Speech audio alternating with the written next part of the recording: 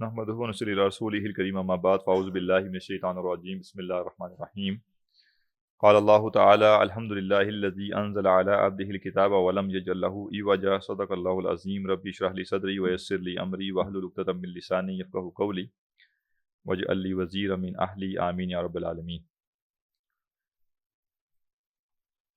پچھلی نشست میں ہم نے یہ پڑھا تھا کہ غفلت کی جو جگہیں ہیں ان سے بچنا چاہیے اور دشمن کے جو جال ہیں ان سے بھی بچنا چاہیے، اور اسی طرح جو خواہشات ہیں اور شہوات کی شدت جو ہے اور نفس کی جو تمنائیں ہیں ان سے بچنا چاہیے۔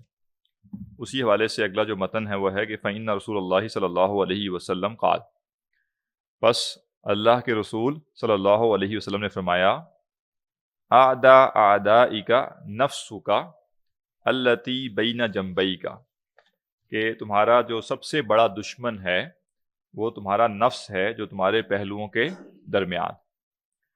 تو انسان کا سب سے بڑا نفس سب سے بڑا دشمن اس کا اپنا نفس ہے۔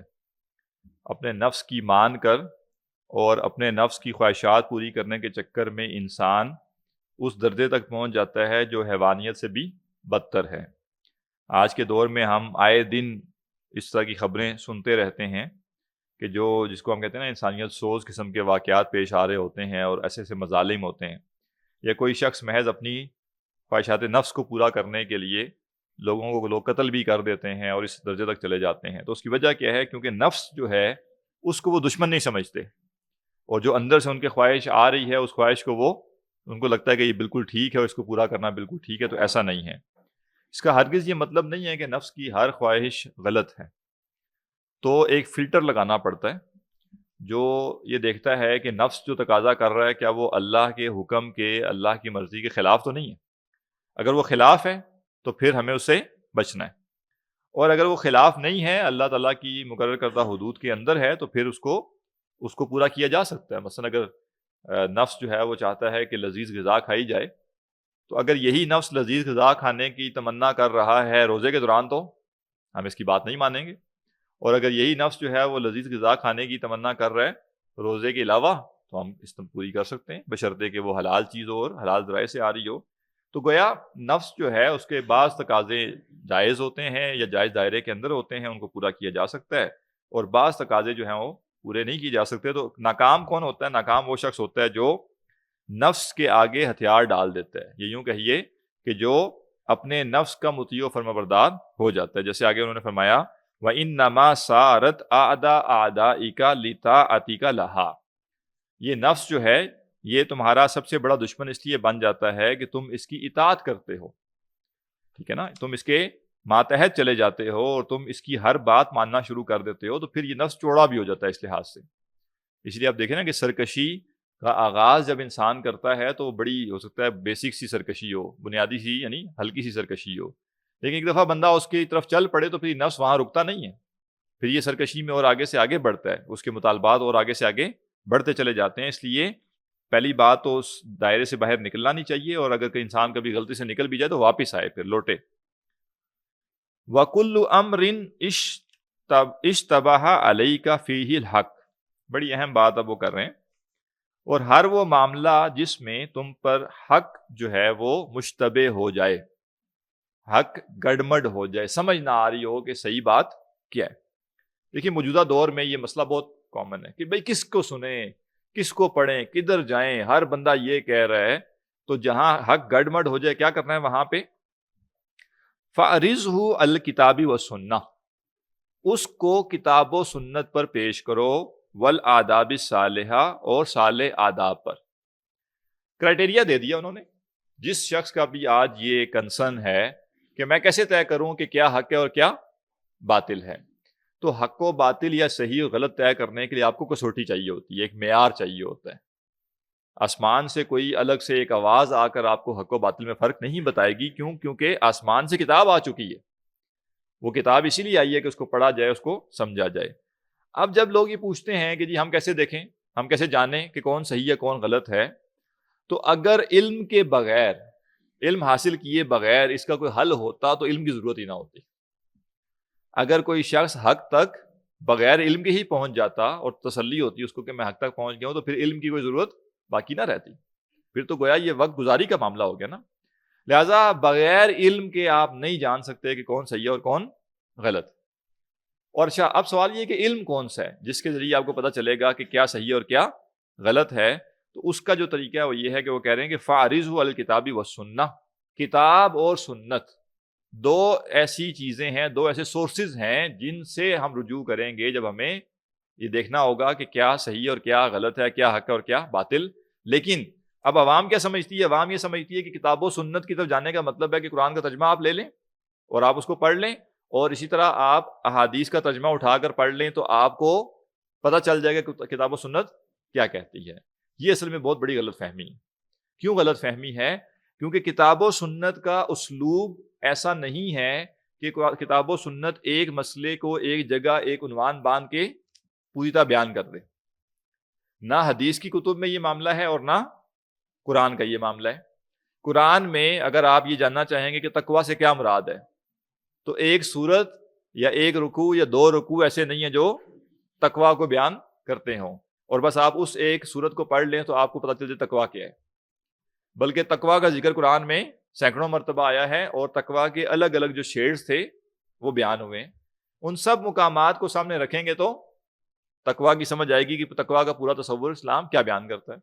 اسی طرح ایمان کی بات لے لیجیے، ایمان کا لفظ تو بالکل شروع میں آ جاتا ہے سورہ بقرہ کے، لیکن ایمان ہے کیا، اس کو سمجھنے کے لیے پورے قرآن میں سے ہمیں ایمان کی جو مباحث ہیں وہ جمع کرنی پڑتی ہیں، تب جا کے سمجھ آتا ہے کہ ایمان کیا ہے۔ کتب احادیث کی بات کریں گے تو ایک حدیث کی کتاب میں اگرچہ چیپٹرز تو بن چکے ہیں، لیکن ان چیپٹرز میں بھی ہر حدیث کی کتاب میں ہر حدیث تو موجود نہیں ہے۔ بخاری میں کچھ احادیث ہیں، مسلم میں کچھ ہیں۔ گویا یہ ایسے 2+2=4 والا معاملہ نہیں ہے کہ آپ کہیں کہ جی ہاں میں قرآن اٹھاؤں گا اور جیسے ہوتا ہے نا FAQ، جو سوال آیا ہے وہ قرآن کھولوں گا تو FAQ کے طور پہ ایک لسٹ ہوگی سوالوں کی قرآن میں اور یا سنت میں، اور مجھے ان کا جواب مل جائے گا۔ نہیں، ایسا نہیں۔ اس کے لیے کیا چاہیے؟ علم چاہیے۔ ہاں، علم عالم والا نہیں، ہم یہ نہیں کہہ رہے کہ عالم فاضل بن جائے انسان، بنیادی علم جسے کہتے ہیں مبادیات پتہ ہوں، بیسکس پتہ ہوں، 1 سے 2 سال یہ یعنی چاہیے ہر مسلمان کو کہ وہ علم کے لیے لگائے اور اتنا علم حاصل کرے کہ اس کو پتہ ہو، سیرت کا پتہ ہو، حدیث کا کچھ پتہ ہو، اصطلاحات کا پتہ ہو، کون سی حدیث اتھینٹک ہے کون سی اتھینٹک نہیں ہے اس کو پتہ ہو، قرآن کا اس کو ترجمہ آتا ہو، علم تفسیر ہے کیا اس کو پتہ ہو۔ جب یہ بنیادی علم وہ حاصل کر لے گا تو اکثر مسائل میں مسئلہ حل ہو جائے گا۔ جہاں اس کو اشتباہ ہوگا وہ قرآن و سنت کی طرف رجوع کرے گا تو اس کو مل جائے گا۔ لیکن قرآن و سنت سے ہم نے اجتہاد نہیں کرنا، قرآن و سنت کو ایکسپلین اہل علم نے کیا ہوا ہے، تو جو بات ہمیں نہیں سمجھ آ رہی ہوگی پھر ہم قرآن کی آیت سے آگے پھر مفسرین کو دیکھیں گے کہ وہ اس کے بارے میں کیا کہتے ہیں۔ حدیث جب ہم کھولیں گے تو ہم اس کی جو شرح ہے وہ شارحین کے ہاں دیکھیں گے کہ وہ کیا کہتے ہیں، تو ہمیں اندازہ ہو جائے گا کہ اچھا اس معاملے میں صحیح بات کیا ہے۔ اور اس سے اگلی بات کیا؟ والآداب الصالحہ، اور صالح آداب۔ اور اس سے کیا مراد لی گئی کہ جو اسلاف ہیں، ہمیں یہ بھی دیکھنا ہے کہ قرآن و سنت کو اسلاف نے کیسے سمجھا، کیونکہ کتاب و سنت ڈائریکٹلی ہم تک نہیں آیا۔ قرآن و سنت جو ہے اس کو ہر زمانے میں لوگ سمجھتے آئے ہیں، اور جو سمجھتے آئے ہیں ان میں سے ایک طبقہ حق پر تھا۔ یہ نہیں ہو سکتا کہ کتاب و سنت کا صحیح مفہوم ڈائریکٹ اللہ کے نبی صلی اللہ علیہ وسلم کے زمانے کے بعد ہمیں سمجھ آئے۔ ہر زمانے میں کچھ نہ کچھ لوگوں کو وہ مفہوم سمجھ آیا تھا اور وہ آن ریکارڈ موجود ہے۔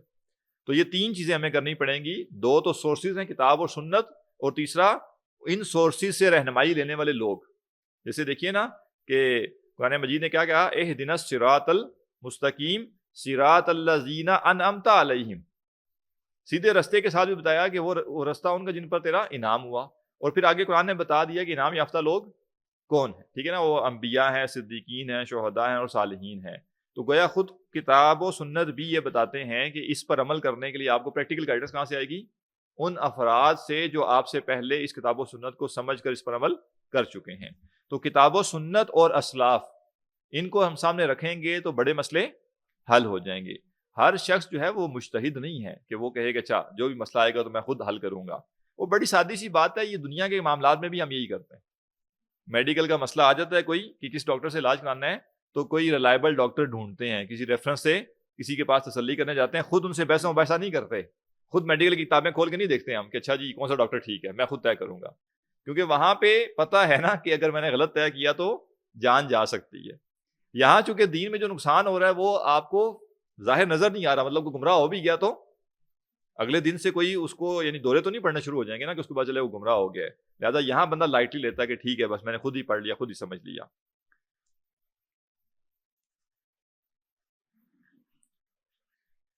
تو کتاب و سنت سے رہنمائی لینے کے حوالے سے امام جنید بغدادی رحمہ اللہ جو ہیں وہ کہتے ہیں مذہبنا ھذا مقید بالاصول بالکتاب والسنہ. وہ کہہ رہے ہیں ہمارا یہ پکا اصول ہے کہ ہم نے کیا کرنا ہے, کتاب و سنت سے رہنمائی لینی ہے. فمن لم یحفظ الکتاب ویکتب الحدیث, بس جو کتاب کو محفوظ نہ کرے, کتاب کو یاد نہ کرے, یعنی کتاب کا جو علم حاصل نہ کرے اور حدیث نہ لکھے, ویتفقہ اور وہ دین کے اندر تفقہ حاصل نہ کرے, لا یقتدا بھی, اس کی اقتدا نہیں کی جائے گی. سمپل. ہم کن سے رہنمائی لیں گے؟ ہم ان سے رہنمائی لیں گے جن کے پاس قرآن کا علم ہوگا, جن کے پاس حدیث کا علم ہوگا, اور جو دین میں گہری مہارت حاصل کرتے ہیں. اور اگین یہ بات کوئی یونیک بات نہیں ہے. ہم دوائی کس سے لیتے ہیں جی؟ جس نے سالوں کھپائے ہیں. اچھا سالوں خالی کھپائے نہیں ہیں, ایک بندے نے 4 سے 5 سال میڈیکل میں لگا دیے, اس کے بعد اس نے مزید 4 سال جو ہے اسپیشلائزیشن میں لگا دیے, اور آپ اسے جا کے پوچھتے ہیں پریکٹس کرنے کا تجربہ کتنا, وہ کہتا ہے 1 سال. آپ کہتے ہیں نہیں اس سے نہیں چیک کرانا. یعنی اس کے آپ 9 سال کا علم اور اس سے پیچھے 12-13 سال کا اس کا اسکولنگ اور کالج کا علم, وہ 22-23 سال آپ اس کے زیرو کر دیتے ہیں. کیوں؟ کہ تجربہ نہیں ہے. اور چونکہ وہاں جان ہے نا, صحت ہے, وہ قیمتی ہے. اور ہم کہتے ہیں نہیں 10 سال تجربہ بندے کا ہے, اس کے پاس جاؤں گا علاج کے لیے, 15 سال 20 سال تجربہ ہے, 30 سال تجربہ ہے, اس کے پاس جاؤں گا, علم بھی ہے اور ساتھ تجربہ بھی ہے, اب میں اس سے جا کے علاج کرواؤں گا. یونیورسٹی پڑھنا ہوتا ہے, ہم کیا کرتے ہیں, یہ نہیں کہتے کہ بس HEC نے ریکگنائز تو کیا, میں یونیورسٹی کو لازم پڑھ لیتا ہوں. Best of the best choose کرتے ہیں, ٹھیک ہے نا. اسی طرح اگر ہم نے بچوں کو اسکول داخل کرانا ہے تو یہ نہیں کہیں گے بھائی جو محلے میں داخل کرا دو بس, کوئی مسئلہ نہیں. بہترین. دین سب سے زیادہ سینسٹیو معاملہ ہے, کیونکہ دین میں کوئی گمراہ ہو گیا تو ہمیشہ ہمیشہ کی آخرت گئی. لہٰذا وہ کہتے ہیں کہ بھائی جو شخص کتاب و سنت کا علم نہیں رکھتا اور دین میں گہری مہارت حاصل نہیں کرتا, لا یقتدا بھی, اس کی کوئی اقتدا نہیں کی جائے گی. وہ سمجھدار ہوتا رہے, چار زبان ہوتا رہے, اس کے فالوور جتنے مرضی ہوں سوشل میڈیا کے اوپر, یہ معیار نہیں ہے. اسی طرح شیخ شعرانی ہیں, وہ اپنی کتاب کشف الغمہ میں کہتے ہیں کل طریق لم یمشی فیہ الشارع صلی اللہ علیہ وسلم فہو ظلام. ہر وہ رستہ جس پر اللہ کے نبی صلی اللہ علیہ وسلم نہیں چلے وہ اندھیرا ہے, وہ گمراہی. یعنی ہم ازمپشنز پر, اپنی لاجک پہ نہیں چلیں گے. سائنس کیا کہتی ہے ہم اس پر نہیں چلیں گے. شریعت میں ہم کیا دیکھیں گے کہ ما قال اللہ و قال الرسول, جو اللہ نے کہا اور جو اللہ کے رسول صلی اللہ علیہ وسلم نے فرمایا ہے یہی ہمارے لیے حجت ہے, اور اسی پر ہم چلیں گے. ولا یکون احد ممن مشى فیہ علی یقین من السلامۃ وعدم العتب, اور جو اس طرح کے کسی رستے پر چلے گا تو اس کو کوئی جو ہے وہ محفوظ نہیں ہے, وہ کہ وہ اس نے کوئی غلط کام نہیں کیا. وقال رحمہ اللہ دوروا مع الشرع کیف کان لا مع الکشف فانہ یخطئ. وہ کہہ رہے ہیں جو شریعت ہے نا وہ جیسی ہے ویسے اس کو لیا جائے, نہ کہ کشف کو اور خوابوں کو اور اس طرح کی چیزوں کو, ٹھیک ہے, کیونکہ جو شخص یہ کرے گا وہ خطا کرے گا. وَيَنبَغِي إِكْثَارُ مُطَالَعَةِ الْكُتُبِ الْفِقْهِ, اور چاہیے کہ فقہ کی جو کتابیں ہیں ان کا کثرت سے مطالعہ کیا جائے. اور فقہ کی کتابوں سے یہاں مراد خالی فقہ مسائل تک محدود نہیں ہے, جہاں دین کو بیان کیا گیا ہے ان کا مطالعہ کیا جائے. اقصو ما علیہ المتصوفہ, اس کے برخلاف جو متصوفہ کا کام ہے, یعنی اہل تصوف ہیں ان میں سے جو گمراہ لوگ ہیں ان کی بات ہو رہی, سب کی نہیں. وہ کہہ رہے ہیں ان کے برخلاف جو ہے کتاب و سنت کتابوں کا مطالعہ کیا جائے. اور یہ کون ہے متصوفہ؟ الذین لاحت لہم بارکۃ من الطریق فمنعوا مطالعۃ الفقہ, کہ ان کا مسئلہ یہ ہے کہ یہ لوگوں کو منع کرتے ہیں اس چیز سے کہ بھائی کتابیں نہ پڑھو, بس شیخ صاحب ہیں آپ ان سے جو ہے وہ ان کی بات سن کے اس کے پیچھے چلے نہیں. کتاب و سنت کو چھوڑ کر جس کی بھی آپ اقتدا کریں گے وہ گمراہی ہے. کتاب و سنت کے بعد اسلاف کا نمبر آتا ہے یا اہل علم کا نمبر آتا ہے. اور وہ کیا کہتے ہیں کہ وہ وقالوا انہ حجاب, وہ کہتے ہیں جی یہ اصل علم جو ہے نا اس تو حجاب ہے, یہ تو نہیں, آپ اس تک نہیں پہنچ سکتے ہیں.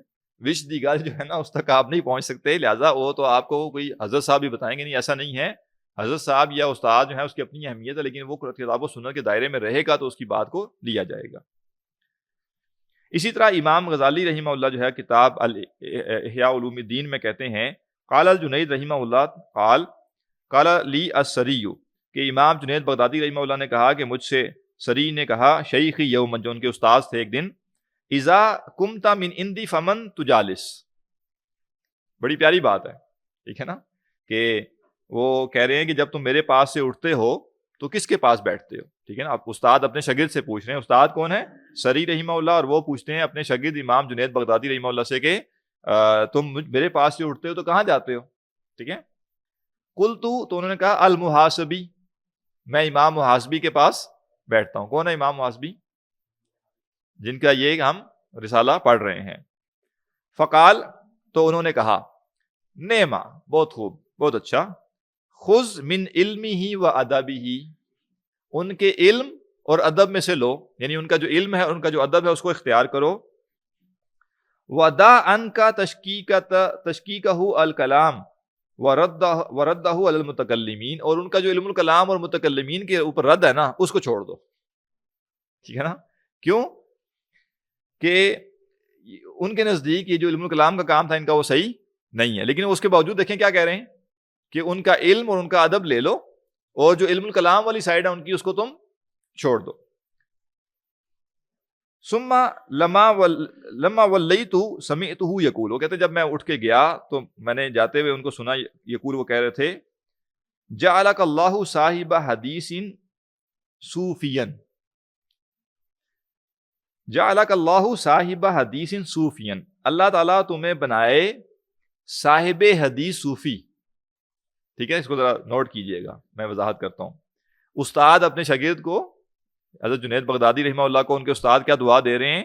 اللہ تمہیں بنائے صاحب حدیث صوفی، ولا جعلک صوفیا صاحب حدیث، اور تمہیں صوفی صاحب حدیث نہ بنائے. ٹھیک ہے جی، دعا کیا ہے کہ اللہ تعالیٰ تمہیں صاحب حدیث صوفی بنائے، صوفی صاحب حدیث نہ بنائے. اس کا مطلب کیا ہے؟ بلکہ امام غزالی آگے فرما رہے ہیں قال الغزالی اشار الی ان من حصل الحدیث ای العلم ثم تصوف افلح. وہ کہہ رہے ہیں کہ انہوں نے اشارہ کیا اس بات کی طرف کہ جس نے پہلے حدیث کا علم حاصل کیا، یعنی علم حاصل کیا، ٹھیک ہے، پھر اس نے تصوف کو دیکھا، افلح، وہ کامیاب ہو گیا.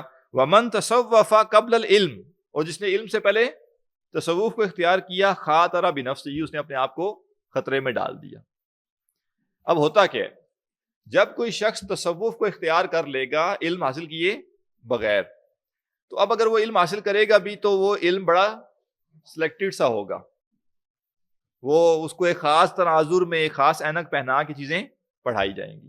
لیکن اگر اس نے پہلے علم حاصل کر لیا، یعنی قرآن کتاب و سنت کو اس نے پڑھا، اور کتاب و سنت کو پڑھ کے علم حاصل کر کے اب اس نے اپنے تزکیے کے لیے، اپنی اصلاح کے لیے کسی صوفی سے یا کسی تصوف کے سلسلے سے بھی اپنے آپ کو وابستہ کیا. سلسلے سے مراد یہ نہیں کہ بیعت والا سلسلہ، یعنی کوئی حلقہ قائم ہوا ہوا کہیں پہ وہاں جانا شروع ہو گیا، تو اب وہاں پہ اگر وہ جو صوفی صاحب ہوں گے یا شیخ صاحب ہوں گے، وہ جیسے ہی کوئی بات کتاب و سنت کے خلاف کریں گے تو یہ شخص کیا کہے گا؟ نہیں، یہ بات آپ کی میں نہیں لوں گا. فرق سمجھ رہے ہیں؟ لہٰذا پہلے علم حاصل کیا جائے اور پھر کسی کی ماتحتی میں جایا جائے تزکیے کے لیے یا اپنی اصلاح کے لیے، تاکہ اگر وہ اصلاح کرتے کرتے کہیں ڈیویٹ ہو کتاب و سنت سے تو بندے کو پتا ہو کہ جی یہ جو چیز آپ نے مجھے کہی ہے نا یہ صحیح نہیں. بس سادی سی بات ہے نا، کتاب و سنت کا علم حاصل کرنے کے بعد جب کسی کے پاس آپ جائیں گے تو جو ہی وہ آپ کو کہیں گے کہ جی یہ فلاں عمل کرو اپنی اصلاح کے لیے، تو آپ فوراً سے کہیں گے کہ یہ عمل جو آپ نے بتایا ہے یا تو یہ کتاب و سنت میں ہونا چاہیے، یا کم از کم کتاب و سنت اس کو الاؤ کرتی ہو کہ ہاں یہ چیز کی جا سکتی ہے، اور اگر کتاب و سنت الاؤ نہیں کر رہی تو میں یہ کام نہیں کروں گا. لیکن اگر علم نہیں ہے اور پہلے اس طرف چلے گئے تو بعد میں کیا ہوگا؟ جو علم دے رہا ہوگا وہ چیزوں کو ایڈجسٹ کر کے اور اس طرف یعنی کر کے دے رہا ہوگا کہ ہاں یہ سب ٹھیک ہے. تو لہذا وہ کہہ رہے ہیں کہ اللہ تمہیں صاحب حدیث صوفی بنائے، یعنی تو پہلے تمہیں علم ہو اور پھر تم تصوف کی طرف جاؤ، نہ کہ پہلے تم تصوف کی طرف جاؤ اور بعد میں علم حاصل کرو.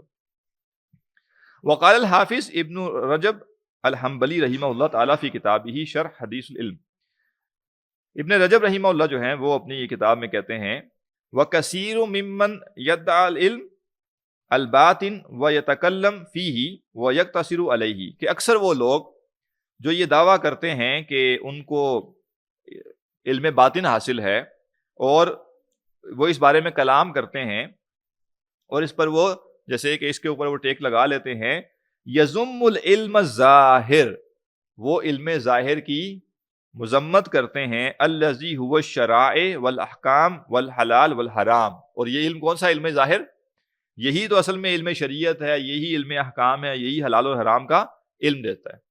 تو یعنی یہ ایک جو صوفیاء کے ہاں جو گمراہ طبقہ ہے، یہ بیسیکلی ان کی بات کریں جو صحیح رستے پہ ان کی نہیں، کہ وہ کیا کرتے ہیں، وہ کہتے ہیں اصل علم کیا ہے؟ علم باطن، اور علم باطن وہ کہتے ہیں کہ سینہ بسینہ مل رہا ہے، لہٰذا وہ کیا کرتے ہیں، علم ظاہری کی نفی کرتے ہیں، وہ کہتے ہیں یہ کیا تم اس طرح سے حدیث پڑھ رہے ہو، تم یہ فقہ کی کتابیں پڑھ رہے ہو، یہ تم نہ پڑھو، بس تم کیا کرو، استاد کے پاس بیٹھ جاؤ اور جو وہ کہے اس کی بات مانو۔ تو وہ کہہ رہے ہیں کہ ایسے لوگ اکثر کیا کرتے ہیں، وہ ان علوم کی جو ہے وہ مذمت کرتے ہیں، وَيَطْعَنُ فِي أَهْلِهِ وَيَقُولُ، اور جو اس علم کو جاننے والے ہیں ان کے اوپر تان کرتے ہیں اور وہ کہتے ہیں ہم محجوبون وَأَصْحَابُ قُشُورٍ، کہ یہ لوگ جو ہے نا یہ تو کیا ہیں، یہ تو پردے میں ہیں، مطلب جیسے نا کہتے ہیں ان کے پلے کوئی زیادہ پڑا نہیں ہے، اصل بات تو ان کے اوپر کھلی نہیں ہے، ٹھیک ہے نا، یہ تھوڑے موٹے دماغ کے لوگ ہیں۔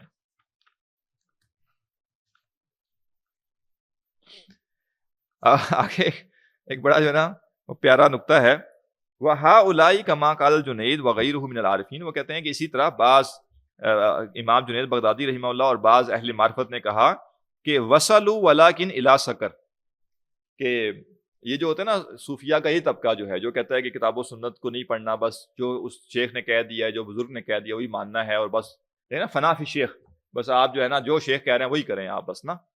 تو وہ کہہ رہے ہیں اور پھر یہ لوگ کہتے ہیں کہ ہم کیا ہیں، پہنچے ہوئے لوگ، ہمارے شیخ صاحب پہنچے ہوئے ہیں، ٹھیک ہے۔ تو امام جنید بغدادی کہتے ہیں کہ وصلوا، ہاں پہنچے ہوئے ہیں، ولیکن الی سقر، جہنم میں، ٹھیک ہے نا، پہنچے ہوئے تو ہیں لیکن جہنم میں پہنچے ہوئے ہیں۔ تو جو شخص جو مرضی دلیل دے، اگر وہ کتاب و سنت کو بائی پاس کر کے کوئی رستہ پیدا کر رہا ہے، وہ گمراہی ہے، وہ گمراہی ہے، وہ گمراہی۔ کتاب و سنت کے تابع رہ کے سب کچھ ہو سکتا ہے، اور ایک غلطی جو ہے اس کی بھی یہاں اصلاح کی جائے۔ بعض لوگ کتاب و سنت کے تابع رہنے کا مطلب یہ لیتے ہیں کہ ایک فرد واحد کو سنیں گے یا پڑھیں گے، اور وہ فرد واحد کتاب و سنت کے بارے میں جو وضاحت کرے گا وہ اسے حرف آخر مانیں گے، اور باقی ہر شخص بے شک جتنا مرضی بتاتا رہے کہ اس نے تفسیر غلط کی ہے یا اس نے یہاں پہ اس نقطے میں غلط بیان کیا، وہ کہیں گے نہیں، تو وہ بیسیکلی کتاب و سنت کو فالو نہیں کر رہے ہوتے، وہ اس شخص کو فالو کر رہے ہوتے ہیں۔ ہاں ان کو دھوکہ یہ ہوتا ہے کہ وہ شخص چونکہ قرآن بیان کر رہا ہے یا حدیث بیان کر رہا ہے تو ان کو لگتا ہے کہ ہم کتاب و سنت کو یا قرآن و حدیث کو مان رہے ہیں، اصل میں وہ اس فرد کو مان رہے ہوتے ہیں، کیونکہ یہ کیسے طے ہو گیا کہ قرآن و حدیث کو ایک فرد واحد نے ہی صحیح سمجھا ہے اور صحیح بیان کی ہے، اور باقی سب لوگ جو بیان کر رہے ہیں وہ غلط ہے۔ یہ بھی اصل میں ایک گمراہی کا ایک انداز ہے۔ کتاب و سنت کا مطلب فرد واحد نہیں ہے۔ فرد واحد بہت اچھی تفسیر کر سکتا ہے، فرد واحد میں بہت اس کا گہرا علم ہوگا، لیکن وہ حجت نہیں ہوگا۔ تو اگر کوئی شخص، جیسے بعض لوگ کہتے ہیں نا کہ بھائی ہر مسئلے میں وہ دیکھتے ہیں کہ ان کے جو پسندیدہ ایک شخص ہے اس نے کیا کہا ہے اس معاملے میں، تو اس کا مطلب ہے کہ آپ اصل میں قرآن و سنت نہیں دیکھ رہے، آپ ایک شخص کی آرا دیکھ رہے ہیں۔ اور خاص طور پہ جب وہ کسی کو بندہ کہے نا کہ بھائی یہ جو حضرت صاحب ہیں جن کے ہر چیز میں آپ ان کی طرف رجوع کرتے ہیں، کیا آپ یہ سمجھتے ہیں کہ ان سے کہیں غلطی بھی ہو سکتی ہے؟ وہ کہیں گے ہاں ہم مانتے ہیں ان سے غلطی ہو سکتی ہے، تو ساتھ ہی ان سے پوچھیں کہ کہیں ہوئی بھی ہے، یعنی آپ کے نزدیک کہیں ان سے کوئی علمی غلطی ہوئی بھی ہے؟ تو اگر وہ چپ ہو جائے آگے سے تو آپ سمجھ لیجئے کہ عملاً وہ اس کو معصوم ہی سمجھتے، عملاً وہ پورے اس کے علم کو جوں کا تو لے رہے ہیں۔ ہاں زبانی اوپر سے یہ بات کہہ رہے ہیں کہ ہاں ہاں ہمارے حضرت صاحب بھی غلطی کر سکتے ہیں، لیکن اگر وہ کر سکتے ہوتے تو کوئی ایک پتہ بھی تو ہوتی نا کہ ہاں فلاں آیت کی تفسیر کرتے ہوئے جو انہوں نے بیان کیا وہ صحیح نہیں ہے۔ لیکن افسوسناک معاملہ یہ ہے کہ کئی لوگ یہ کر رہے ہیں کہ وہ ایک فرد واحد کو اپنے تئیں کو لگتا ہے ہم قرآن و سنت کو فالو کر رہے ہیں، لیکن وہ ایک فرد واحد کے ہر حرف پر ایمان لائے ہوتے ہیں، اور یہاں تک لائے ہوتے ہیں کہ اس شخص کی، مثلا ایک شخص نے قرآن کی ایک آیت بیان کرتے ہوئے ایک رائے بیان کی، اس رائے کے خلاف کوئی دوسرا شخص رائے دے گا تو وہ اس سے الجھ پڑیں گے، نہیں تمہاری رائے غلط ہے۔ کیوں رائے غلط ہے؟ کیونکہ وہ ہمارے حضرت صاحب نے تو یہ رائے دی ہوئی ہے یہاں پہ، یہ اب یہ علم نہیں اور یہ قرآن و سنت نہیں۔ اسی لیے میں نے پہلے عرض کر دیا کہ جب تک بنیادی علم دین نہیں ہوگا تب تک ہمارے لیے یہ سمجھنا کہ قرآن و سنت کیا ہم سے کیا چاہتے ہیں، کیا کہتے ہیں، یہ اتنا آسان نہیں ہوگا۔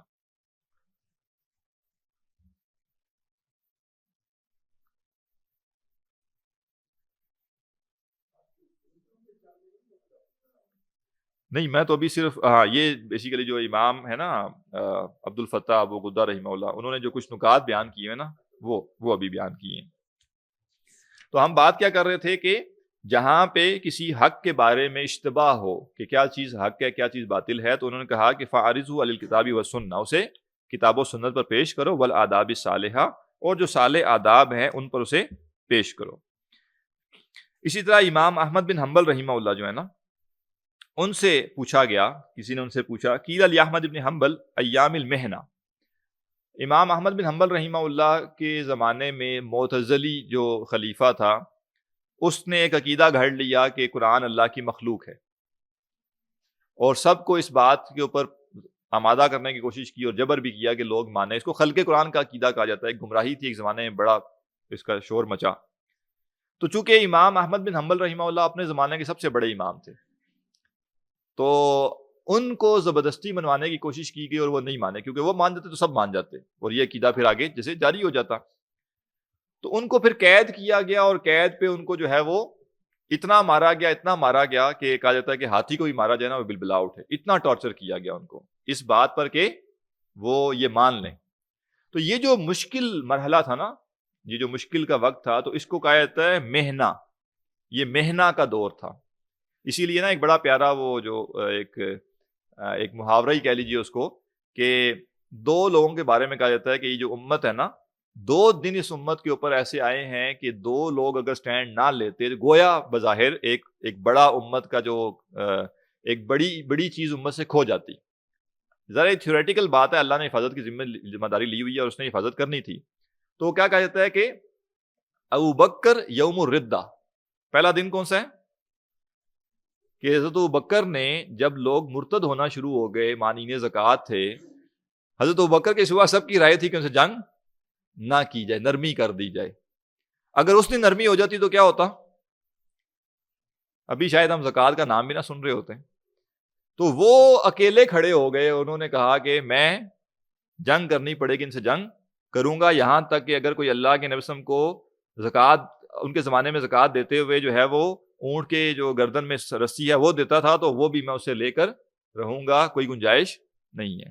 وہاں سے کیا ہوا؟ خالی زکوٰۃ نہیں بچی، ایک معیار قائم ہو گیا کہ اس دین کی جو بنیادیں ہیں اس پہ کوئی کمپرومائز نہیں ہوگا. تو ابو بکر یوم الردہ و احمد یوم المحنہ. دوسرا دن کون سا تھا؟ جو دن سے مراد وہ وقت جو تھا وہ امام احمد بن حنبل رحمہ اللہ کے زمانے میں جب خلق قرآن کا عقیدہ گھڑا گیا. چونکہ دیکھیں خلیفہ کا گھڑ رہا عقیدہ، اور خلیفہ ہر ایک کو پش کر رہا ہے کہ مانو، اور بہت سارے لوگوں نے مان لیا. اور اب سب سے بڑا جو امام ہے اگر وہ بھی مان جائے تو پیچھے کس نے بچنا تھا؟ ہر بندے نے وہ باطل عقیدہ مان لینا تھا اور وہی چلنا تھا آگے. تو امام احمد بن حنبل نے وہ سارا ظلم سہا. اس کو کہتا ہے محنہ. تو وہ کہہ رہے ہیں کہ قیل علی احمد ابن حنبل یا ایام المحنہ، جب وہ مشکل دن تھے، آزمائش کے دن تھے، ای ایام ظہور المعتزلہ علی اہل سنہ و دعوتہم الناس بسلطان الدولہ الی القول بخلق القرآن. وہی خلق قرآن کا جو عقیدہ تھا وہ انہوں نے اس کی طرف بلایا. یا ابا عبداللہ، ان سے پوچھا گیا ابو عبداللہ، الا تر الحق کا کیف ظہر علیہ الباطل، کیا تم دیکھتے نہیں حق کو، کیا آپ حق کو نہیں دیکھتے کیسے اس کے اوپر باطل جو ہے وہ غالب آ رہا ہے؟ فقال، تو انہوں نے کہا کلا، ہرگز نہیں. ان ظہور الباطل علی الحق کی، اصل میں باطل کا حق پر غالب ہونا یہ ہے ان تنتقل القلوب من الہدی الی الضلالہ، کہ دل ہدایت سے گمراہی کی طرف چلے جائیں. یہ بڑی اہم بات ہے آج کے دور کے لیے. ہم کہتے ہیں نا گمراہی بہت پھیل گئی ہے اور گمراہی عام ہو گئی ہے اور حق تو جیسے چھپ گیا ہے بالکل، اور ہر جگہ باطل عام ہے. وہ کہہ رہے ہیں کہ باطل کب عام ہوگا، باطل کب حق پہ غالب ہوگا؟ جب دل ہدایت سے گمراہی کی طرف چلے جائیں. وَقُلُوبُنَا بَعْدُ لَازِمَةٌ لِلْحَقِّ، اور وہ کہہ رہے ہیں کہ ہمارے دل تو اس کے بعد حق کے ساتھ اور چمٹ گئے ہیں. بات سمجھ رہے ہیں؟ یہ بات، یہ جو امام احمد بن حنبل رحمہ اللہ کا جملہ ہے، یہ آج کے دور کے لحاظ سے بڑا ریلیونٹ ہے. ٹھیک ہے امریکہ بہادر بڑا مضبوط ہوا ہے، ٹھیک ہے دنیا میں باطل نظریات بڑے پھیل رہے ہیں، گمراہیاں پھیل رہی ہیں، سب کچھ ہے، لیکن کیا ان تمام گمراہیوں کے پھیلنے کے ساتھ ساتھ مسلمانوں کا ایمان زوال کی طرف جا رہا ہے؟ مسلمانوں کی بڑی اکثریت حق سے گمراہی کی طرف جا رہی ہے، یا جو حق پر تھے وہ حق کے ساتھ اور پکے ہو گئے؟ یعنی جو لوگ حق پر تھے، اسلام پر قائم تھے، باعمل تھے، ان کی کتنی بڑی تعداد ہے جو کہ باطل کو اختیار کر رہی ہے؟ ان میں تو اضافہ ہو رہا ہے، یعنی حق پر عمل کرنے والوں میں اضافہ ہو رہا ہے۔ اگر کوئی شخص ایتھیسٹ ہو گیا، ٹھیک ہے، ہمارے لیے یہ پرابلم ہونی چاہیے کہ وہ کیوں ہوا ہے، نہیں ہونا چاہیے تھا، لیکن کون ایتھیسٹ ہو رہا ہے؟ اگر 1000 بندہ ایتھیسٹ ہو رہا ہے مسلمانوں میں سے، تو 1000 میں سے 999 وہ ہے جس کا اسلام سے پہلے بھی کوئی تعلق نہیں تھا، پہلے بھی کوئی باعمل آدمی نہیں تھا، پہلے بھی اس نے اسلام کا کوئی علم حاصل نہیں کیا ہوا تھا، اس کی کوئی اسلام سے وابستگی پہلے بھی نہیں تھی، وہ ایک عام آدمی تھا، اس کو وراثت میں ایک دین مل گیا تھا جس کا نہ اس کو کچھ پتا تھا، نہ اس کو کچھ بتایا گیا تھا، ایک رسمی سی وہ چیز تھی اس کی، وہ ایک ماحول میں گیا، وہاں سے اسے ایک چیز پسند آ گئی اور وہ اصل میں نفس پرست آدمی تھا اور وہ اس کے اوپر چل پڑا۔ تو اس لحاظ سے ہمیں اس کی پریشانی، ایک لحاظ سے تو ہے پریشانی کہ وہ مسلمان تھا اور وہ جہنم کی طرف جا رہا ہے، لیکن دوسرے اعتبار سے ہم دیکھیں تو ہم یہ نہیں کہیں گے کہ باطل پھیل گئے۔ بھائی باطل کب غالب ہوگا حق کے اوپر؟ جب اہل حق کو چھوڑ کر باطل کی طرف جانا شروع ہو جائیں۔ یہاں تو ہم یہ دیکھ رہے ہیں کہ الحمدللہ دن بدن آپ کو وہ لوگ زیادہ بڑھتے ہوئے نظر آ رہے ہیں جو نہ صرف یہ کہ حق پہ ہیں بلکہ باطل کی تمام کوششوں کے باوجود حق کے اوپر اور پکے ہو گئے۔ جس کی ایک اور مثال، بظاہر آپ دیکھیں گے اسرائیل نے پورے غزہ کو تباہ کر دیا، ہر عمارت تباہ کر دی، 70,000 لوگ شہید کر دیے، لاکھوں لوگ زخمی ہو گئے، سب کچھ ہو گیا نا، لیکن کیا باطل غالب آ گیا؟ باطل غالب نہیں آیا۔ کیوں نہیں آیا؟ باطل تب غالب آتا جب اہل غزہ اپنے نظریے کو چھوڑ دیتے، ان کے کچھ ہزار بندے شہید ہوتے اور وہ کہتے اب ہم یہ مشکل نہیں برداشت کر سکتے، لہٰذا ہم گیو اپ کر رہے ہیں، ہم اپنے نظریے سے پیچھے ہٹ رہے ہیں، پھر ہم کہتے کہ باطل حق پہ غالب آ گیا۔ یہ باطل کا سیاسی غلبہ، یہ عددی غلبہ، یہ مالی غلبہ، یہ غلبہ ہے اپنی جگہ پہ، چیلنج بھی ہے، لیکن اصل میں اس سارے کے ذریعے حق غالب آ نہیں رہا۔ حق اس دن غالب آئے گا جس دن حق کو یہ نظر باطل اس دن غالب آئے گا جس دن باطل کو یہ نظر آئے گا کہ وہ اہل حق کو باطل کی طرف کنورٹ کرنے میں کامیاب ہو گئے۔ ابھی شاید آپ نے اس چیز کو کبھی نوٹ کیا ہو سوشل میڈیا پہ، خاص طور پہ وقفے سے جو لبرل اور سیکولر لوگ ہیں ہمارے ملک کے، ان کی نا چیخیں آپ کو سنائی دیتی ہیں، ان کا اضطراب دکھائی دیتا ہے۔ اور وہ اضطراب کیا ہے؟ ان کی کوشش تھی کہ اس پورے معاشرے کو ہم مغربی معاشرہ بنا دیں۔ ابھی ریسنٹلی کسی کے ایک پوسٹ سامنے آئی کہ یہ کیا عجیب سا معاملہ ہو گیا ہے کہ لاہور میں ہر جگہ پہ ہمیں عبائے والی عورتیں دکھائی دیتی ہیں۔ یعنی ایک خاتون نے یہ پوسٹ لگائی ہے، ایک لکھا ہے اس پہ، اور اس کو یہ پریشانی ہو رہی ہے کہ یہ کیا وجہ ہے کہ ہر جگہ خواتین جو ہے وہ ہمیں عبائے میں یا وہ حجاب میں دکھائی دے رہی ہیں، اور پھر ظاہر ہے یہ چیز اس کو تنگ کر رہی ہے نا، پریشان کر رہی ہے۔ پریشان اس لیے کر رہی ہے کہ اس کی خواہش کیا تھی کہ جو چند کر رہی ہیں وہ بھی چھوڑ دیں۔ اسی طرح آپ کو پروفیسر ہود بوائے جیسے لوگ جو ہے وہ ان کا سننے کو ملتا ہے کہ ان کے اندر اضطراب بڑھ رہا ہے، کیونکہ انہوں نے کہاں سوچا تھا کہ قائد اعظم یونیورسٹی جیسی جگہ جو ایتھیزم کا اور سیکولرزم کا ایک گڑھ بنا رہے تھے، جس کو وہ خاص طور پہ اس کا جو سوشل سائنسز والا سارا پہلو ہے، وہیں پہ اب آپ کو پڑھانے والوں میں پکے مسلمان نظر آ رہے ہیں، نظریاتی لوگ نظر آ رہے ہیں، پڑھنے والوں میں نظر آ رہے ہیں، اور ہر کلاس میں کوئی خاتون موجود ہے جس نے نقاب کیا ہوا ہے، عبایا پہنا ہوا ہے، کوئی شخص، کوئی لڑکا موجود جس نے داڑھی رکھی ہوئی ہے۔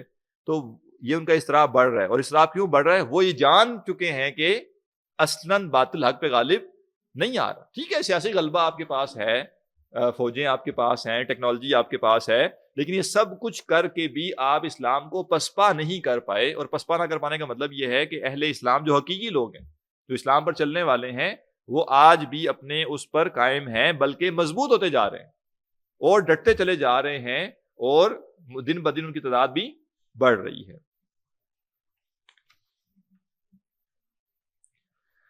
فَإِنْ خَفِيَ عَلَيْكَ أَمْرُهُ، پس اگر تم پر معاملہ جو ہے وہ مخفی رہے، نہ کلیئرٹی نہ مل رہی ہو، قرآن و حدیث سے بھی چیزیں دیکھ لی، فَخُذْ فِيهِ رَعْيَ مَنْ تَرْضَى دِينَهُ وَعَقْلَهُ، تو پھر اس شخص کی رائے لو جس کا دین اور جس کا فہم تمہیں مناسب لگے۔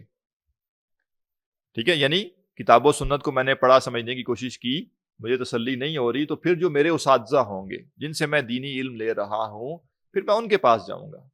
کیا میں ذرا کنفیوز ہوں، مجھے بتائیے میں کیا کروں؟ تو چونکہ مجھے ان کے اوپر ایک اعتماد ہے کہ وہ ان سے میں ایک عرصے سے پڑھ رہا ہوں، اور وہ بڑی حد تک جو ہے وہ قرآن و سنت کے دائرے میں رہ کے ہی سب چیزیں سکھا رہے ہیں، یا ان کی آراء قرآن و سنت کے مطابق ہی ہیں، تو اب میں ان کے پاس جاؤں گا اور ان کی رائے لوں گا اور اس کے اوپر میں اعتماد کر کے اس کے اوپر چلوں گا. بالکل ویسے جیسے جہاں پہ ہمیں کسی چیز کا نہیں پتا ہوتا تو ہم ایک ریلائبل سورس ڈھونڈتے ہیں اور اس کے اوپر ریلائی کر کے ایک ریفرنس لے کر اس چیز کو کر لیتے ہیں.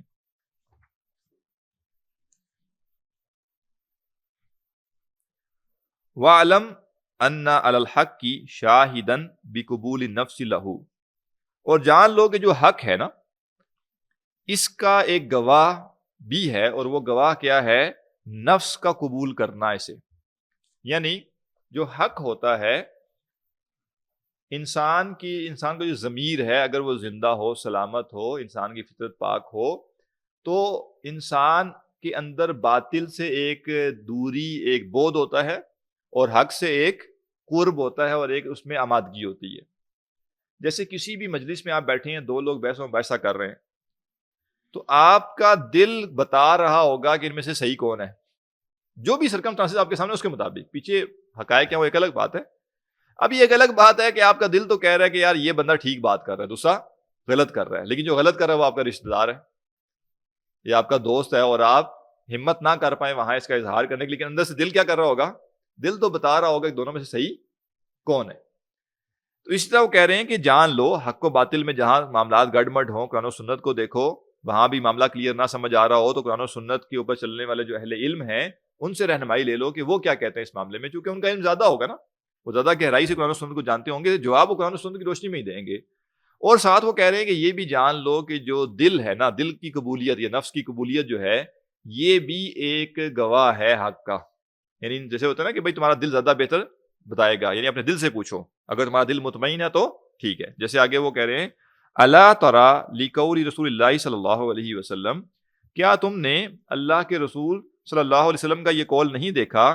استفتی قلبک، اپنے دل سے فتویٰ لو، وَإِنْ أَفْتَاكَ الْمُفْتُونَ، اگرچہ تمہیں فتویٰ دینے والے فتویٰ دے چکے ہوں.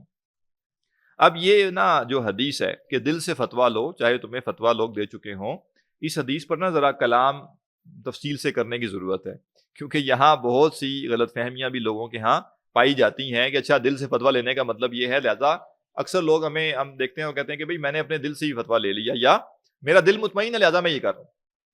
ٹھیک ہے نا، کوئی سودی لین دین کا معاملہ ہے، کوئی اس کو سمجھائے گا، وہ کہے گا نہیں میرا دل چونکہ مطمئن ہے تو میں یہ کر رہا ہوں. تو یہ سمجھنا ہوگا کہ ایسا نہیں ہے، اس حدیث کا اتنا جنیرک مفہوم نہیں ہے، اتنا سادہ مفہوم نہیں ہے. پہلی بات تو اس حدیث کا جو مفہوم ہے وہ یہ ہے، یعنی ایک مفہوم اس کا یہ ہے، ایک معنی اس کا یہ ہے کہ اگر مفتی یہ کہہ رہے ہوں، کوئی عالم یہ کہہ رہے ہوں کہ یہ چیز جائز ہے، آپ کر سکتے ہیں، لیکن آپ کا دل مطمئن نہ ہو رہا ہو کہ یہ جائز ہے، تو آپ کیا کریں؟ اس کو چھوڑ دیں، اوائڈ کریں. اگر وہ معاملہ ایسا ہے جو زندگی اور موت سے متعلق نہیں، مثلا آپ نے گاڑی لینی ہے اور آپ قسطوں پہ گاڑی لینا چاہتے ہیں. اب اس وقت میں یہ نہیں بتا رہا کہ قسطوں پہ گاڑی لینا جائز ہے یا نہیں، فکر میرا اس وقت کا موضوع نہیں. اور آپ نے ایک عالم سے کنسلٹ کیا، انہوں نے آپ کو کچھ دلائل دے کر یہ کہا کہ ہاں جس طرح آپ قسطوں پہ لینا چاہ رہے ہیں یہ جائز ہے، لیکن ان کی پوری بات سن کے آپ کو تسلی نہیں ہوئی اور آپ نے کہا کہ نہیں میں مطمئن نہیں ہو پا رہا. اس کیس میں یہ حدیث کیا کہہ رہی ہے؟ استفتی قلبک، اپنے دل سے فتویٰ لو اگرچہ تمہیں فتویٰ دینے والے فتویٰ دے چکے. لیکن اگر معاملہ الٹا ہو جائے، برعکس ہو جائے، مفتی صاحب کہہ رہے ہو یہ جو آپ کرنا چاہ رہے ہیں یہ حرام ہے، جائز نہیں، یا اس کو اس طریقے سے کریں گے تو اس میں سود ہو جائے گا، اور میرا دل کہتا ہے نہیں جی اس میں کیا مسئلہ ہے، مجھے تو سیدھے سے سمجھ آ رہا ہے، گاڑی لی ہے اس کے پیسے دے دیے، یہ ہوا وہ ہوا. تو میں کہتا ہوں دیکھیں جی حدیث میں کیا ہے کہ دل سے فتویٰ لو، لہذا آپ کہتے رہیں کہ حرام ہے، میرا دل کہہ رہا ہے جائز ہے لہذا جائز ہے. نہیں، یہاں نہیں. تو عام عوام کے لیے جن کے پاس علم دین نہیں ہے، جو صحیح غلط کو نہیں جانتے، جو باریکیوں کو نہیں جانتے، ان کے لیے اس حدیث کا اطلاق اس طرح ہوگا کہ جب مفتی کسی چیز کو جائز قرار دے رہا ہو اور دل اس کو نہ مان رہا ہو اس کے جواز کو، تو اس کو چھوڑ دیا جائے. لیکن جب مفتی کسی چیز کو حرام قرار دے رہا ہو اور دل کہہ رہا ہو یہ جائز ہے، تو اب اس دل کی بات نہیں لی جائے گی، کیونکہ مقصد کیا ہے؟ مقصد ہے بچنا. تو جب مفتی کہہ رہا ہے جائز ہے، آپ کا دل کہہ رہا ہے جائز نہیں ہے، تو آپ چھوڑ دیں گے نا، تو آپ کنفرم غلط نہیں کر رہے. لیکن جب مفتی کہہ رہا ہے کہ یہ چیز حرام ہے اور آپ کہہ رہے ہیں نہیں میرا دل کہہ رہا ہے جائز اور آپ کر لیں گے، تو ڈاؤٹ ہے کہ شاید وہ غلط ہی ہو، شاید مفتی ٹھیک کہہ رہا ہو. تو یہ دین کبھی بھی شک والی چیز میں نہیں ڈالتا. دین ہمیشہ کیا کہتے ہیں؟ تسلی میں جاؤ. تو جب مفتی نے کہا کہ یہ جائز نہیں ہے اور آپ جائز ہے یہ چیز اور آپ کو تسلی نہیں ہوئی، آپ نے چھوڑ دیا، تو اصل میں آپ نے اطمینان والی چیز اختیار کی ہے. آپ کر لیتے، کل کو دل میں کھٹک رہتی کہ یار پتہ نہیں مفتی نے ٹھیک بھی کہا تھا نہیں ٹھیک کہا تھا، کچھ عرصے بعد کسی اور سے آپ پوچھتے، وہ کہتا نہیں یہ تو غلط تھا، یہ نہیں کرنا چاہیے تھا، تو آپ کہتے ہو یہ میں نے کیا کر دیا، کاش اس وقت میں ان مفتی کی بات کے بعد دل کی بات مانتا اور میں نہ کرتا اس کو. تو یہاں حرج کوئی نہیں ہو رہی. لیکن اگر مفتی کہہ رہے ہیں حرام ہے اور دل کہہ رہا ہے حلال ہے اور آپ نے وہ کام کر لیا، تو اب یہ کیا ہے؟ کھٹک تو ابھی سے ہے. کیوں ہے؟ کیونکہ بھئی یہ پتہ ہے کہ مفتی نے حرام کہا ہوا تھا اس کو، ٹھیک ہے، لہٰذا یہ چیز تو صحیح نہیں ہوئی. اور ہو سکتا ہے کہ بعد میں جا کے وہ مزید کنفرم بھی ہو جائے کہ واقعہ یہ چیز صحیح نہیں تھی. تو یہ تو، اور اس میں یہ انسان طے کیسے کرے گا کہ میرے جو دل کہہ رہا ہے وہ دل کہہ رہا ہے یا میرا نفس کہہ رہا ہے؟ ٹھیک ہے نا، دو چیزیں نا. ایک یہ کہ میں کام کرنا چاہتا ہوں، تو جب میں نے کرنا ہی ہے وہ، تو پھر تو دل تو یعنی دلائل تو نکل آئیں گے نا اس کے. دل کا مطلب ہے اصل میں ضمیر، کہ انسان کا ضمیر اندر سے اس کو کیا کہہ رہا ہے. تو یہ تو بات ہوگی یہاں تک عام عوام کے والے سے، ٹھیک ہے. باقی اس حدیث کے اور بھی کچھ مفاہیم ہیں، وہ میں اہل علم کے اقوال آپ کے سامنے پڑھ دیتا ہوں تو اندازہ ہو جائے گا وہ کیا کہتے ہیں. امام غزالی کہتے ہیں کہ یہ جو یہاں مراد ہے نا، یہاں مراد یہ نہیں ہے کہ ہر ایک جو ہے نا اس کے لیے یہ معاملہ ہے، ٹھیک ہے، بلکہ وہ کہہ رہے ہیں کہ وَلِذَالِكَ لَمْ يَرُدَّ عَلَيْهِ السَّلَامُ كُلَّ أَحَدٍ إِلَىٰ فَتْوَى الْقَلْبِ، کہ اللہ کے رسول نے ہر ایک کو جو ہے نا وہ دل سے فتویٰ لینے کا نہیں کہا. وَإِنَّمَا قَالَ ذَلِكَ لِوَابِسَ، آپ نے یہ بات حضرت وابسہ سے کہی تھی، جو صحابی ہیں جن سے یہ حدیث مروی ہے، آپ نے یہ بات ان سے کہی تھی. لِمَا كَانَ قَدْ عَرَفَ مِنْ حَالِهِ، کیونکہ آپ کو ان کے احوال پتہ تھے. مثلا ایک شخص جو ہے، ایک شخص ہے جو دین کا علم رکھتا ہے اور اچھا شخص ہے اور محتاط شخص ہے دین کے والے سے اور نفس پرستی میں مبتلا نہیں ہے، وہ اپنے استاد سے جا کے پوچھتا ہے اور استاد اس کو کہتا ہے کہ بھائی تم جو ہے نا اپنے دل سے بھی پوچھ لیا کرو. تو چونکہ اب وہ شاگرد جو ہے وہ جانتا ہے ہر چیز کو اور وہ ایک متقی آدمی ہے، سرکش آدمی نہیں ہے یا نفس پرست آدمی نہیں ہے، تو استاد اس کو کہہ سکتا ہے کہ تم اپنے دل سے پوچھو اور تمہارا دل جو کہے تم وہ کرو. اس کانٹیکسٹ میں گویا کہ پھر یہ عام ہو جاتی ہے بات کہ جو اہل علم ہیں، جو دین کو جاننے والے لوگ ہیں، ان کے لیے یہ بات ہو سکتی ہے، یہ جنیرک نہیں. اسی طرح وقال الغزالی ایضاً، امام غزالی رحمہ اللہ کہتے ہیں وَاستفتاء القلب انما هو حیث اباح المفتی، وہی بات جو میں پیچھے عرض کر چکا کہ دل سے فتویٰ تب مانگنا ہے جب مفتی کہے مباح ہے. اما حیث حرم، جہاں مفتی کہے حرام ہے، فیجب الامتناع، تو رکنا واجب ہے. ثم لا نقول علی کل قلب، وہ کہتے ہیں پھر ہم یہ بات ہر دل کے لیے نہیں کہہ رہے. فرب قلب موسوس ینفع کل شیء، وہ کہہ رہے ہیں اچھا ایون یہ سادی بات جو عوام کے لیے بھی نا، وہ کہہ رہے ہیں اس میں بھی ہر دل کی بات نہیں ہے. کچھ دل ایسے ہوتے ہیں جو وسوسے والے ہوتے ہیں، ان کو ہر چیز میں ہی کیڑے نظر آ رہے ہوتے ہیں، ہر چیز میں مسئلہ نظر آ رہا ہوتا ہے ان کو. تو کہہ رہے ہیں کہ ایسا دل جو وسوسے والا ہے اور وہ ہر چیز کی نفی کرتا ہے، تو ایسے شخص کو اگر آپ یہ بھی کہہ دیں گے نا کہ مفتی حلال کہہ رہا ہو، تمہارا دل نہیں مانا تم نہ کرو، تو کیا کرے گا؟ وہ مشقت میں پڑ جائے گا. کیوں مشقت میں پڑ جائے گا؟ اس کا دل تو کسی چیز کو بھی حلال نہیں سمجھتا. جیسے ہوتا ہے نا، مطلب کچھ لوگوں کے اندر وہ ایک خاص قسم کی حص ہوتی ہے نا، جیسے کیا کہتے ہیں جی اس کو، او سی ڈی وغیرہ، ٹھیک ہے نا، تو وہ ہر وقت ہی ہاتھ دھوتے رہیں گے، وضو کریں گے تو سارا دن بیٹھ کے وضو کرتے رہیں گے، کیونکہ ان کو ایک ڈاؤٹ رہے گا کہ شاید کوئی جگہ رہ گئی ہو، شاید کوئی جگہ جو ہے وہ اس پہ پانی نہ پہنچا ہو. تو جس کا ذہن اس طرح کا ہے، ٹھیک ہے نا، کہ اس کے ذہن میں ہر وقت اس کو لگتا ہے کہ نہیں کچھ گڑبڑ ہے، کوئی مسئلہ ہے، اس کو اگر آپ یہ کہیں کہ تم ہر دفعہ مفتی سے فتویٰ لینے کے بعد اپنے دل سے بھی پوچھ لو، تو پھر یہ شخص گیا. اس شخص کو ہمیں باؤنڈ کرنا پڑے گا کہ تم کیا کرو، مفتی کی بات ہی پہ چلو. مفتی کہہ رہا ہے حلال ہے تو حلال ہے، مفتی کہہ رہا ہے حرام ہے تو حرام ہے، چاہے تمہارا دل جو بھی مرضی کہے، کیونکہ تمہارا دل تو سیدھا ہے، یعنی وہ ریلائبل ہی نہیں ہے نا. یہ تو عام شخص کے لیے، جو مناسب، جو معتدل شخص ہے، نارمل شخص ہے، اس کے لیے ہے، ٹھیک ہے. وَرُبَّ قَلْبٍ مُتَسَاهِلٍ، اور کئی دل ایسے ہوتے ہیں جن میں تساہل ہوتا ہے. یطیرُ الی کل شیء، ہر چیز کی طرف چل پڑتے ہیں، ہر چیز ان کو ٹھیک لگتی ہے، ٹھیک ہے نا. ان کو غلط نظر ہی کچھ نہیں آتا. دونوں انتہائیں موجود ہوتی ہیں لوگوں میں. کوئی بندہ ہوتا ہے کہتا ہے وہ کہ ہر چیز ہی ٹھیک ہے بھائی, کوئی مسئلہ نظر آ ہی نہیں رہا مجھے, تو وہ بھی ٹھیک نہیں ہے. فلا اعتبار بہذین القلبین, وہ کہہ رہے ہیں ان دونوں دلوں پہ کوئی اعتبار نہیں. وہ دل جس کو ہر چیز میں مسئلہ نظر آتا ہے, اور وہ دل جس کو ہر چیز ہی صحیح نظر آتی ہے, یہ دونوں دل جو ہیں یہ قابل اعتبار نہیں ہیں. وَإِنَّمَا الْاعْتِبَارُ, اعتبار کس کا ہے؟ بِقَلْبِ الْعَالِمِ, عالم کے دل کا اعتبار ہوگا. الموفق, جو کہ جس کو گویا توفیق دی گئی ہے کہ وہ صحیح چیزوں کو جانتا ہے. لِدَقَائِقِ الْأَحْوَالِ, اس کے جو احوال ہیں ان کی باریکی کو سامنے رکھ کے. فَهُوَ الْمِحَقُّ الَّذِي يُمْتَحَنُ بِهِ حَقَائِقُ الْأُمُورِ وَمَا أَعَزَّ هَذَا الْقَلْبِ. تو یعنی یہ اصل میں ہے معاملہ کہ جو علمی آدمی ہے, جو چیزوں کو جانتا ہے, اس کو یہ رخصت دی گئی ہے کہ وہ اپنے دل سے پوچھے. قال العلامہ المناوی, علامہ المناوی رحمہ اللہ کہتے ہیں, قال بعض العلماء, بعض علماء نے کہا, وبفرض عموم الخطاب فی هذا الحدیث فالکلام فی من شرح اللہ صدرہ بنور الیقین, کہ یہ جو کلام ہے نا, حدیث بظاہر تو کیا ہے, اس میں عموم ہے, جنیرک بات کی گئی ہے, لیکن وہ کہہ رہے ہیں کہ یہ کلام ان کے لیے ہے جن کا سینہ اللہ نے یقین کے نور کے لیے کھول دیا ہے. فَأَفْتَاهُ غَيْرُهُ بِمُجَرَّدِ حَدْثٍ أَوْ مَيْلٍ مِنْ غَيْرِ دَلِيلٍ شَرْعِيٍّ. اب اس کو کوئی شخص جو ہے وہ یعنی رائے دیتا ہے بغیر کسی دلیل شرعی کے, تو اس کے لیے جو ہے یہ ماننا ضروری نہیں ہے.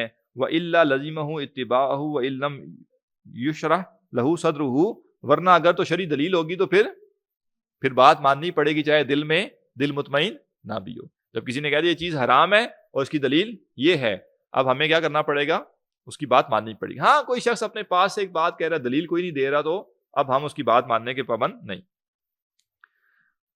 وقال الحافظ ابن رجب, حافظ ابن رجب رحمہ اللہ کہتے ہیں, وَهَذَا الْحَدِيثُ يَدُلُّ عَلَىٰ أَنَّ اللَّهَ فَطَرَ عِبَادَهُ عَلَىٰ مَعْرِفَةِ الْحَقِّ وَالسُّكُونِ إِلَيْهِ وَقُبُولِهِ, کہ اللہ تعالیٰ نے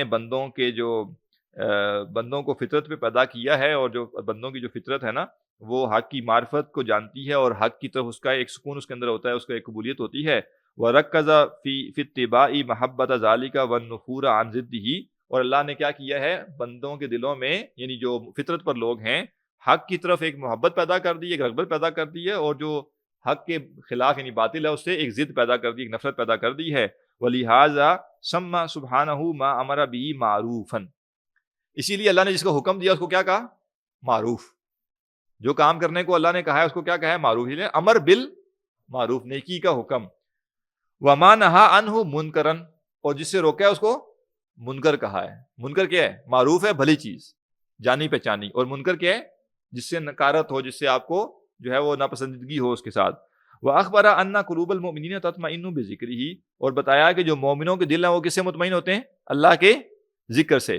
اچھا, اب یہ بڑی دلچسپ بات ہے, اگر ایک دل اللہ کے ذکر سے مطمئن نہیں ہو رہا تو کیا مطلب ہے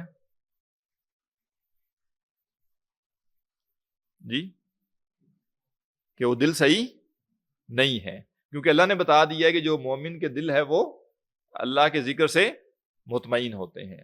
اب اگر کسی نے اپنے دل کو کرپٹ کر دیا ہے تو اب اس کا دل اللہ کے ذکر سے مطمئن نہیں ہوگا. فدل حدیث وابسہ علی الرجوع الی القلب عند الاشتباہ, پس حضرت وابسہ کی حدیث جو ہے وہ دلیل ہے کہ دل کی طرف رجوع کرنا چاہیے جب معاملات مشتبہ ہوں. فما سکن الیہ القلب وانشرح الیہ صدر, پس جس چیز کے لیے دل جو ہے سکون محسوس کرے اور سینہ اس کے لیے کھلے, فہو البر والحلال, تو وہ کیا ہے, وہ نیکی ہے, وہ حلال ہے. وما کان خلاف ذلک فہو الاسم والحرام, اور جو اس کے مخالف ہو تو وہ حرام ہے اور وہ گناہ ہے. تو یہ مختلف اہل علم جو ہے نا انہوں نے اس حدیث کے حوالے سے کلام کیا ہے. ایک مزید بات جو ہے علامہ ابن حجر ہے وہ کہتے ہیں, وفی جواب ہی صلی اللہ علیہ وسلم لوابسہ بہذا, کہ اللہ کے نبی صلی اللہ علیہ وسلم نے حضرت وابسہ کو جو یہ جواب دیا, اشارۃ الی متانۃ فہمہ, یہ اس بات کی دلیل ہے کہ حضرت وابسہ جو تھے ان کا جو فہم تھا وہ بڑا مضبوط تھا. یعنی گویا وہ اسپیسیفک بات کر رہے ہیں کہ یہ بات حضرت وابسہ کے لیے تھی, اور جو حضرت وابسہ جیسے لوگ ہوں گے یعنی سمجھ بوجھ کے والے سے ان کے لیے بھی ہوگی یہ بات. وقوت ذکائی ہی, ان کی جو سمجھداری تھی اس کا مضبوط ہونا یعنی ان کی ذہانت کا, وتنویر قلبی ہی, اور ان کے دل کا منور ہونا, لأنہ صلی اللہ علیہ وسلم احالہ علی الادراک القلبی, کیونکہ اللہ کے رسول نے ان کا جو یعنی ان کا جو دل کا معاملہ تھا اس کا ادراک کر لیا تھا. وعلم انہ یدرک ذلک من نفسہ، اور ان کو معلوم تھا کہ یہ اس چیز کو سمجھ لیں گے. اذ لا یدرک ذلک الا من هو کذلک، اور جو اس طرح کا نہیں ہے وہ نہیں سمجھ سکے گا. واما الغلیظ الطبع الضعیف ضعیف الادراک، جہاں تک تو جو یعنی سخت طبیعت کا شخص مالک ہے اور جس کا ادراک کمزور ہے، فلا یجاب بذلک، اس کے لیے یہ رخصت نہیں ہے، اس کے لیے راستہ نہیں ہے. لأنه لا يتحصل منه على شيء وانما يفصل له ما يحتاج اليه من الاوامر والنواهي الشرعیہ، وہ تو محتاج ہے کہ بھئی جو امر و اوامر و نواہی ہیں شریعت کے ان کے اوپر وہ چلے. وهذا من جمیل عاداته صلی اللہ علیہ وسلم مع اصحابہ، اور یہ اللہ کے نبی صلی اللہ علیہ وسلم کا اپنے صحابہ کے ساتھ ایک بڑا خوبصورت معاملہ تھا. فإنه صلی اللہ علیہ وسلم كان يخاطبهم على قدر عقولهم، کیونکہ اللہ کے نبی صلی اللہ علیہ وسلم اپنے صحابہ سے ان کی عقلوں کے مطابق بات کرتے تھے، یعنی ان کے فہم کے مطابق بات کرتے تھے. ومن ثم قالت عائشہ رضی اللہ عنہا، اور اسی حوالے سے حضرت عائشہ رضی اللہ عنہا نے فرمایا، امرنا رسول اللہ صلی اللہ علیہ وسلم ان ننزل الناس منازلہم، کہ اللہ کے نبی صلی اللہ علیہ وسلم نے ہمیں حکم دیا کہ ہم لوگوں کو ان کے مرتبے کے مطابق ڈیل کریں. بڑی اہم بات ہے. پی ایچ ڈی بندے کو آپ پرائمری والے بندے کی طرح ڈیل نہیں کرتے، اور پرائمری والے بندے کو آپ پی ایچ ڈی والی آپشن نہیں دیتے کہ بھئی تم خود طے کر لینا. ٹھیک ہے نا؟ آپ جہاں بھی کام کرتے ہیں، جو بھی آپ کی زندگی معاملات ہیں، تو آپ کے ماتحت لوگوں کے ساتھ ایسا ہوگا کہ ایک بندے کو آپ کہیں گے کہ مجھ سے پوچھے بغیر کچھ نہ کرنا، اور ایک اور بندے کو آپ کہیں گے کہ یار تم خود طے کر لینا. تو یہ فرق کیا ہے بیسیکلی؟ آپ کو پتہ ہے کہ ایک بندے میں صلاحیت ہے کہ وہ صحیح فیصلہ کر سکتا ہے، تو آپ اسے الاؤ کر دیتے ہیں، اور ایک اور دوسرے بندے کو آپ بیسک سی بات میں بھی کہتے ہیں کہ یہ چیز مجھ سے پوچھ کے کرنا، ایک دفعہ مجھے دکھا لینا اس کو، کیونکہ آپ کو اس کے بارے میں ڈاؤٹ ہے.